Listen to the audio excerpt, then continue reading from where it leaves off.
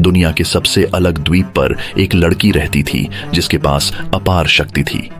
उसका नाम नागमणि था। वह हमेशा दुनिया का पता लगाना चाहती थी और यह देखना चाहती थी कि विशाल महासागर के पार क्या है। एक दिन जिज्ञासावश वह द्वीप छोड़कर एक शहर में चली जाती है। वहां उसे अर्जुन नाम के एक शख्स से प्यार हो जाता है। जल्द ही उनकी शादी हो जाती है और उनका एक बच्चा भी होता है। बच्चे का नाम नागार्जुन रखा गया। वह अपनी शक्तियों का उपयोग समाज की भलाई के लिए करना चाहती थी। वह एक निगरानीकर्ता बन जाती है। दूसरी तरफ द्वीप में नागवंत, जो नागमणि से बहुत प्यार करता था, उसकी तलाश में शहर आता है। उसे पता चलता है कि उसकी शादी किसी दूसरे लड़के से हो गई है और गुस्से में आकर वह उसे मारने का फैसला करता है।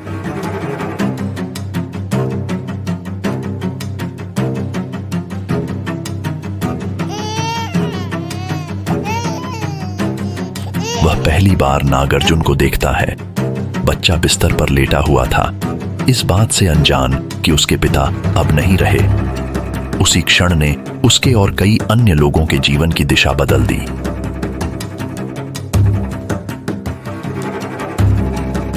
वह नागार्जुन को शहर से बहुत दूर एक जंगल में ले जाता है।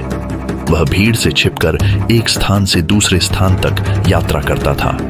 वह हमेशा सबसे अजीब रास्ता अपनाता, जिससे किसी के लिए भी उसका पता लगाना मुश्किल हो जाता था। दूसरी ओर नागमणि अपने पति को खोने और अपने इकलौते बच्चे के गायब होने के बाद टूट गई थी।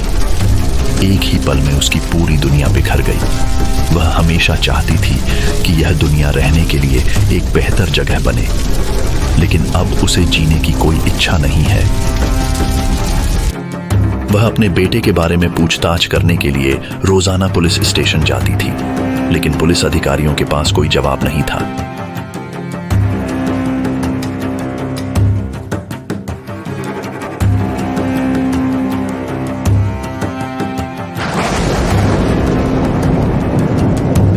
बेंगलोर से मीलों दूर नागवंत नागार्जुन को वाराणसी के एक मंदिर में ले जाता है। रात को वह उसे वहीं छोड़ देता है और स्वयं अपने द्वीप पर वापस चला जाता है।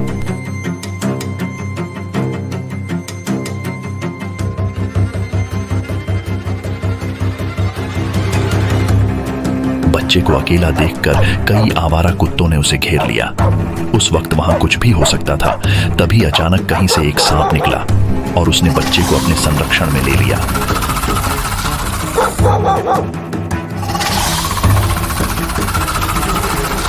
सांप भोर तक पहरा देता रहा।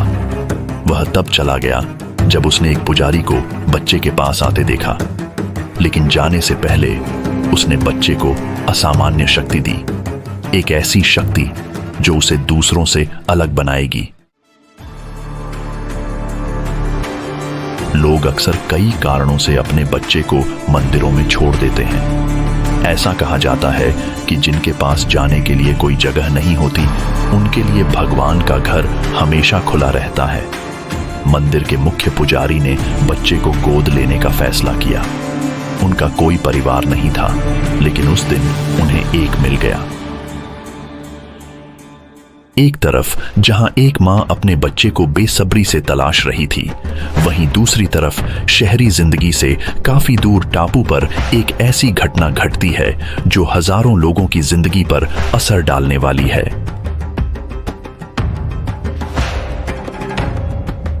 एक खूबसूरत जवान लड़की समुद्र तट पर बेहोश पड़ी मिली। अंगद नाम का एक आदमी मछली पकड़ते समय उसे वहां मिला। उसे देखते ही उसे उससे प्यार हो गया। लड़की को अपने अतीत की कोई याद नहीं थी। अंगद ने उसकी अच्छी देखभाल की और उसे शादी करने का फैसला किया।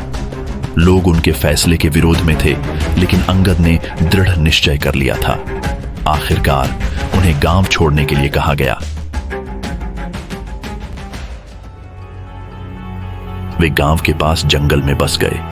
दोनों खुश थे। महिला को जादू और रसायन का ज्ञान था। दोनों का उपयोग करके वह औषधि बनाती थी जिसमें अद्वितीय विशेषताएं होती थीं। उदाहरण के लिए, एक प्रकार की औषधि आपको उड़ा सकती है तो दूसरी आपको युवा बना सकती है। फिर एक दिन एक छोटी लड़की जंगल में घूमते घूमते अचानक उनके घर के सामने पहुंच गई। महिला की अपनी कोई संतान नहीं थी, लेकिन वह बच्चों से प्यार करती थी। उन्होंने एक करीबी रिश्ता बना लिया। वह उसे अपने बच्चे की तरह मानती थी।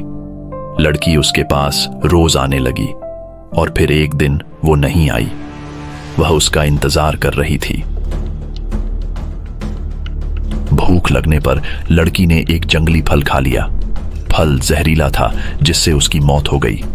लेकिन गांव वालों ने उसकी मौत का जिम्मेदार महिला को ठहराया। विदेशी होने और विज्ञान का अभ्यास करने के कारण वह पहले से ही उनके बीच अलोकप्रिय थी। उनका मानना था कि वह एक चुड़ैल थी जो काला जादू करती थी। एक तरफ महिला बच्ची को ढूंढने निकली थी, दूसरी तरफ गुस्साए ग्रामीण बच्ची की मौत का बदला लेने के लिए जंगल की ओर भाग रहे थे। इतने सारे लोगों के जंगल की ओर आने की तेज आवाज सुनकर वह डर गई और कब्रिस्तान के पीछे छिप गई। गुस्साए ग्रामीण उसे ढूंढते रहे, लेकिन उसका कहीं पता नहीं चला। उसका पति भी वहां नहीं था। वह मछली पकड़ने गया था और अभी तक वापस नहीं लौटा था। ग्रामीणों ने उसके घर में आग लगा दी।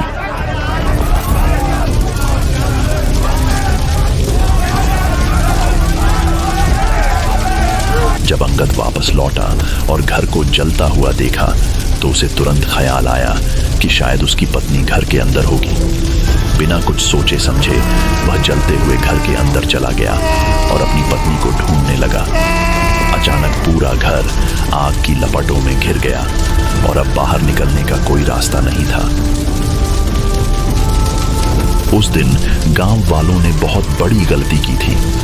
एक ऐसी गलती जिसके कारण एक निर्दोष व्यक्ति की मौत हो गई, लेकिन उन्हें इस बात का एहसास नहीं था कि उनके किए का परिणाम हजारों लोगों की जान पर बनाएगा। उसी क्षण उसने निर्णय लिया कि वह सभी ग्रामीणों से उनके कर्म की कीमत वसूलेगी। उसने वहां से चले जाने का फैसला किया, लेकिन वह वापस आकर अपने पति की मौत का बदला लेगी। दूसरी ओर नागमणि ने आखिरकार इस बात को स्वीकार कर लिया कि उसे अपना खोया हुआ बच्चा कभी नहीं मिलेगा। उसे लगा कि उसके वहां रुकने का अब कोई कारण नहीं बचा और उसने द्वीप पर वापस जाने का फैसला किया।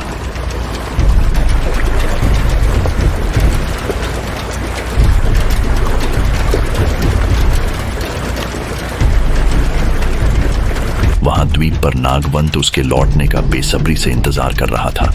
वह जानता था कि वह अवश्य लौटेगी।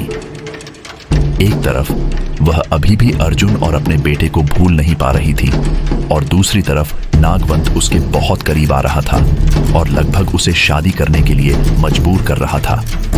वह दुविधा में थी और उसे नहीं पता था कि क्या करना है। और फिर एक दिन नागवंत ने उसे धमकी दी कि अगर उसने उससे शादी नहीं की तो वह आत्महत्या कर लेगा। कई दिनों तक इसके बारे में सोचने के बाद आखिरकार उसने उससे शादी करने का फैसला किया।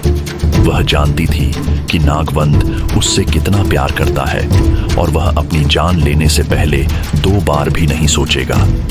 उन्होंने एक सादे समारोह में एक दूसरे से शादी की।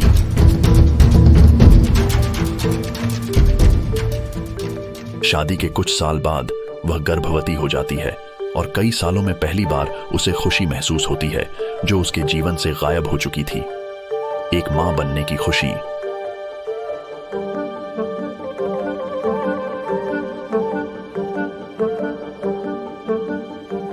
उन्होंने उसका नाम नागदंत रखा। वह धीरे धीरे एक मजबूत युवक के रूप में विकसित हो रहा था। सुनामी के बाद के समय में जब भोजन की कमी थी, वह पूरे गांव के लिए मेज पर भोजन ला रहा था। एक अकेला आदमी पूरे गांव की जिम्मेदारी उठा रहा था।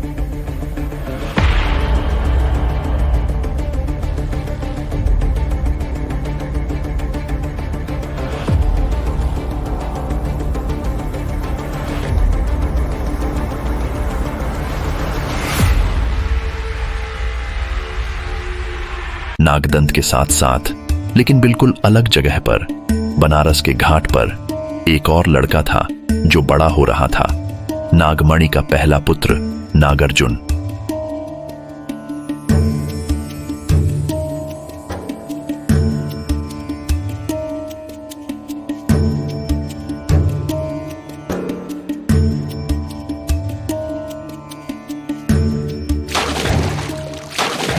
इन सब से मीलों दूर एक बुरी शक्ति उभर रही थी, एक शक्ति इतनी ताकतवर जो हजारों लोगों की जिंदगी तबाह कर देगी।